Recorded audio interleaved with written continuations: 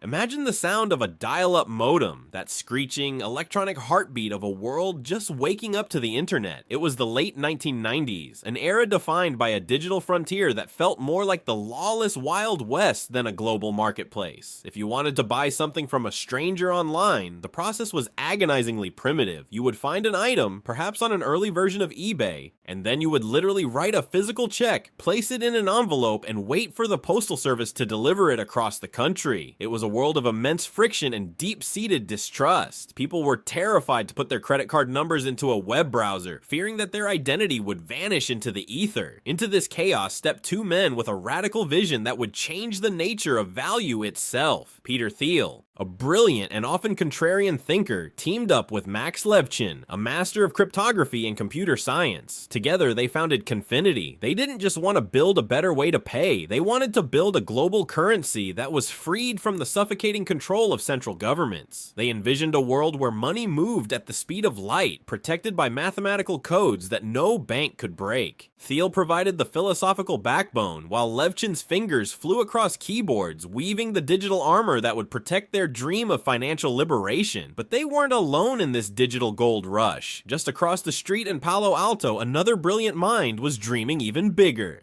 Elon Musk, a man whose ambitions seemed to have no earthly bounds, had launched XCOM. While Confinity was focused on the security of cryptography, Musk saw the bigger picture, a full-service financial hub that would replace the traditional banking system entirely. It was a collision course. The rivalry between Confinity and XCOM was not just a business competition, it was a high-stakes street fight between two different philosophies. They were poaching each other's engineers, outmarketing one another at every turn, and staring each other down in a race for dominance. Each team worked around the clock, fueled by caffeine and the belief that they were the ones who would inherit the future. The tension was palpable in every shared coffee shop and sidewalk encounter. The breakthrough for Confinity came from an unlikely source. Max Levchin had developed a way to beam money between Palm Pilots, those clunky, handheld personal assistants that were the height of technology at the time. It was a clever piece of engineering, but it wasn't the revolution they needed to capture the world. Then the team realized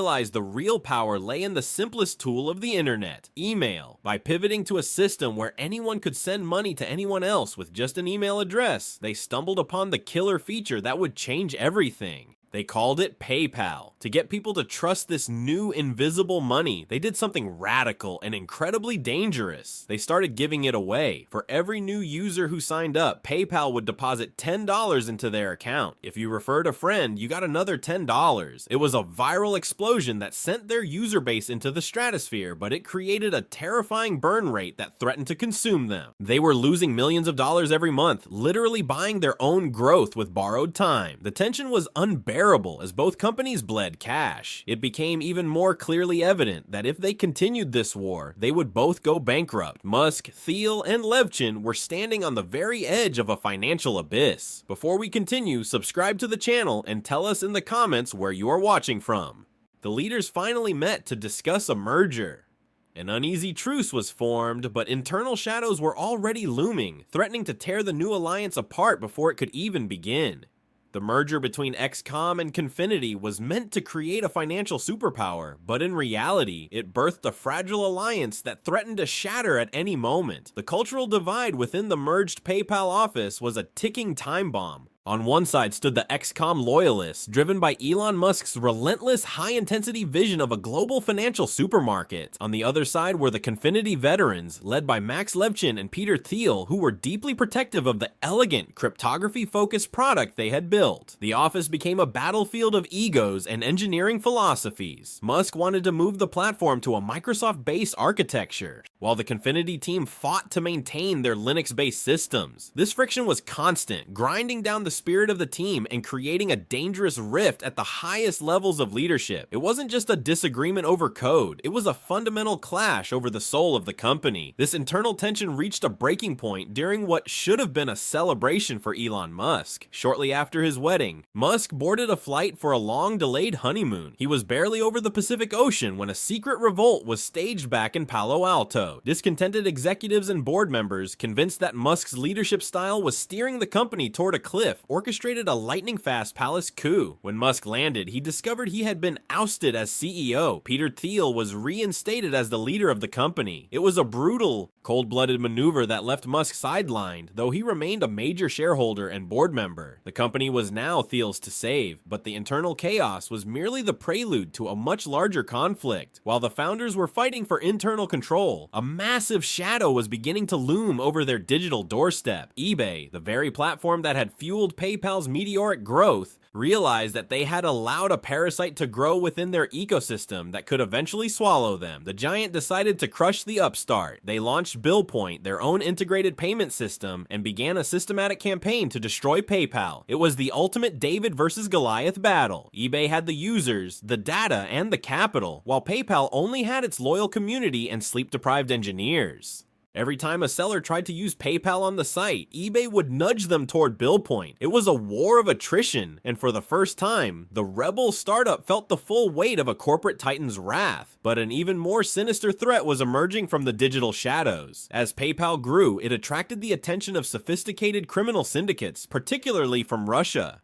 These hackers discovered that PayPal's ease of use was its greatest vulnerability. They began using stolen credit card numbers to fund accounts, then laundered the money into oblivion. The company started losing millions of dollars every single week to fraud. It was a catastrophic drain on their already dwindling resources. The founders realized they were weeks away from total collapse. The revolution was being robbed blind by ghosts in the machine. In the face of certain death, Max Levchin and his team retreated into a marathon of innovation fueled by pure desperation. They stayed awake for days on end, eyes bloodshot from staring at glowing monitors. Out of this frantic struggle, they invented the CAPTCHA, the simple test to prove a user is human, and an advanced fraud detection system named Igor. It was a groundbreaking leap in computer science, born from a raw fight for survival. The emotional weight of these months was staggering. The founders were no longer just young tech visionaries. They were battle-hardened soldiers carrying the weight of the internet's future. They lived in constant fear of failure, knowing one hack could end the dream. But just as they gained the upper hand against BillPoint, the world shifted. The 9/11 attacks and the dot-com crash sent the economy reeling, threatening to dry up their capital. Early 2002 was a graveyard for tech dreams. The dot-com bubble hadn't just burst, it had incinerated the idea of an internet startup. Yet, in this desolate landscape, Peter Thiel and his team made a move that many called suicidal. They decided to take PayPal public. It was the first IPO after the 9/11 tragedy.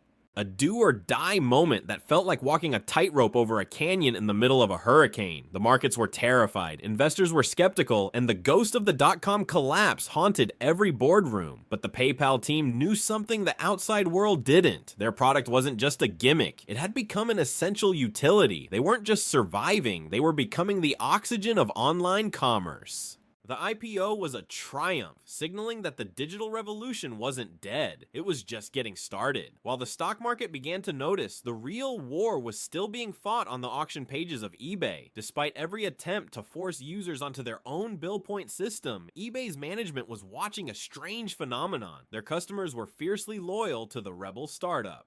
PayPal had become so woven into the fabric of the user experience that it was no longer an option. It was a demand. The bully had tried to starve the rebel, but the rebel had grown too large to be ignored. In a stunning reversal of fortune, the corporate titan realized that if they couldn't beat PayPal, they had to own it. The surrender was absolute. In July 2002, eBay announced it would acquire PayPal for $1.5 billion.